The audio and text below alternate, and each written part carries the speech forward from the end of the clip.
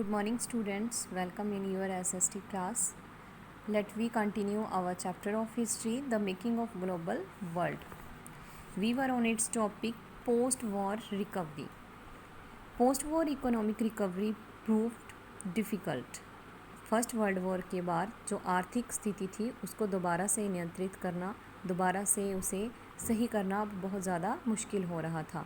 While Britain was preoccupied with war, industries had developed in India and Japan. Britain जब युद्ध में लड़ाई लड़ रहा था तो उस टाइम पीरियड में इंडिया और जापान में जो इंडस्ट्रीज़ थी वो डेवलप हो रही थी, बन रही थी. After the war Britain found it difficult to recapture its earlier position of dominance in the Indian market. लड़ाई के बाद ब्रिटेन भारत की मार्केट में अपनी दोबारा जो पोजीशन पहले थी उसको दोबारा से बनाने में नाकामयाब हो रहा था. And it compete with Japan internationally, और दूसरी तरफ अब उसको जापान के साथ भी सामना करना पड़ रहा था. Moreover to finance war expenditure British had borrowed liberally from US. और ब्रिटेन क्या कर रहा था, ब्रिटेन अपनी एक्सपेंडिचर, अपने खर्चों को जो लड़ाई में हो रहे थे उनको पूरा करने के लिए यूएस से उधार ले रहा था. This meant that at the end of the war Britain was burdened with huge external डेब्ट. लड़ाई के अंत तक आते आते जो ब्रिटेन था वो पूरी तरह से उधार के नीचे दब चुका था. Now when the war boom ended, जैसे ही युद्ध ख़त्म होने में था, production contract and unemployment increased.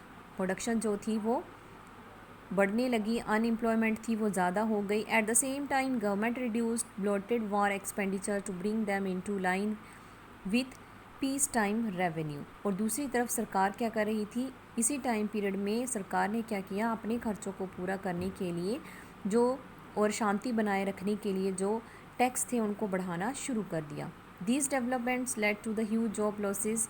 In 1921, 1 in every 5 British worker was out of work. 1921 में क्या हुआ, जो जॉब थी लोगों की वो ख़त्म होने लगी और हर जो पाँचवा आदमी था वो अब क्या था, बेरोज़गार था. Indeed, anxiety and uncertainty about work became an enduring part of the post-war scenario. Many agriculture economies were also in crisis. दूसरी तरफ जो एग्रीकल्चर वर्क था वहाँ पर भी संकट था. Consider the case of wheat production. अगर हम एग्जांपल लें किसकी, वीट प्रोडक्शन की. Before the war eastern Europe was the major supplier of the wheat in the world market. लड़ाई से पहले यूरोप क्या था, एक मेजर सप्लायर था, बहुत ज़्यादा सप्लाई करता था वो गेहूँ की वर्ल्ड की मार्केट में. When the supply was disturb during the war, लड़ाई के टाइम जब ये जो सप्लाई थी वो डिस्टर्ब हो गई, wheat production in Canada, America, Australia expanded dramatically. Canada, America और ऑस्ट्रेलिया में क्या होने लगा, प्रोडक्शन थी वो बढ़ गई.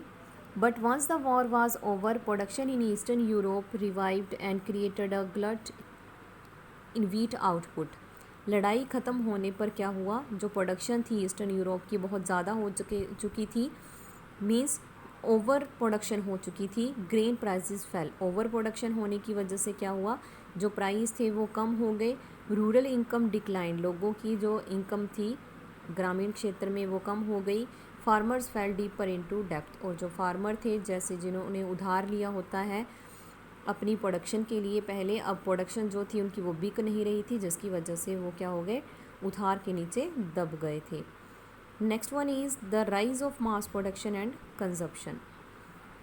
इन the US recovery was quicker. US ने क्या किया, युद्ध के बाद बहुत जल्दी अपने आप को रिकवर कर लिया था. We have already seen how the war help boost the US economy. After a short period of economic trouble in the years after the war, the US economy resumed its strong growth in the early 1920s. में आते आते US ने अपनी economy को दोबारा से strong बना लिया था. One important feature of US economy of the 1920 was mass production. और वो अपने आप को किस तरह से स्ट्रॉन्ग बना सका, उसके पीछे एक वो थी मास प्रोडक्शन, मीन्स बहुत ज़्यादा मात्रा में किसी चीज़ की प्रोडक्शन करना. The move toward mass production had begun in the late 19th century, but in 1920 it became a characteristic feature of the industrial production in the US. 19th century में 1920 तक आते जो मेन फीचर वो क्या था, industrial production का feature था. US क्या कर रहा था, अपनी इंडस्ट्रीज़ में बहुत ज़्यादा प्रोडक्शन कर रहा था। Mass production was the car manufacturing Henry Ford, और ये जो मास प्रोडक्शन थी वो कहाँ से स्टार्ट हुई, हेनरी फोर्ड की इंडस्ट्री से। He adopted the assembly line of Chicago slaughterhouse to his new car plant in Detroit. उसने क्या किया, अपनी कार मैन्युफैक्चरिंग इंडस्ट्री में किसका यूज़ किया था, असेंबली लाइन का। ये जो असेंबली लाइन थी वो कहाँ पे यूज़ होती थी, चिकागो के स्लटर्ड हाउस में, जहाँ पे जानवरों का मीट बनाकर बेचा जाता था। वहाँ पे वो क्या करते थे, he realised that the assembly line method would allow a faster and cheaper way of producing vehicle. उसने ये रियलाइज़ किया कि अगर वो भी अपनी इंडस्ट्री में असेंबली लाइन का यूज़ करता है तो उसकी जो प्रोडक्शन है व्हीकल्स की वो ज़्यादा फास्टर हो जाएगी और चीपर होगी, सस्ती होगी। The assembly line forced worker to repeat a single task mechanically and continuously.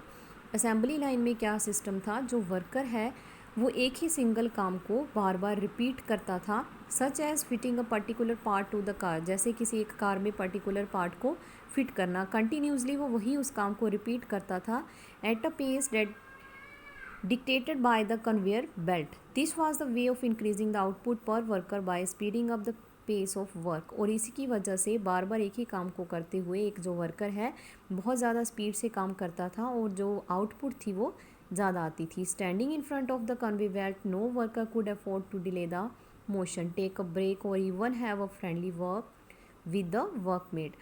और ये जो बेल्ट थी वहाँ पे काम करते हुए इतनी ज़्यादा स्पीड होती थी कि एक जो वर्कर है वो काम करते हुए ना तो कोई ब्रेक ले सकता है और ना ही अपने साथ खड़े फ्रेंड के साथ कोई बात कर सकता था।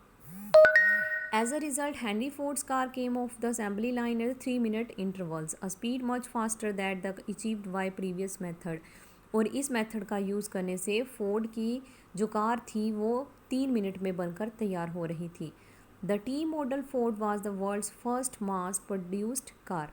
और टी मॉडल जो फोर्ड कार थी वो वर्ल्ड की फर्स्ट मास प्रोड्यूस्ड कार मानी जाती है। Okay, it is enough for today. Thank you.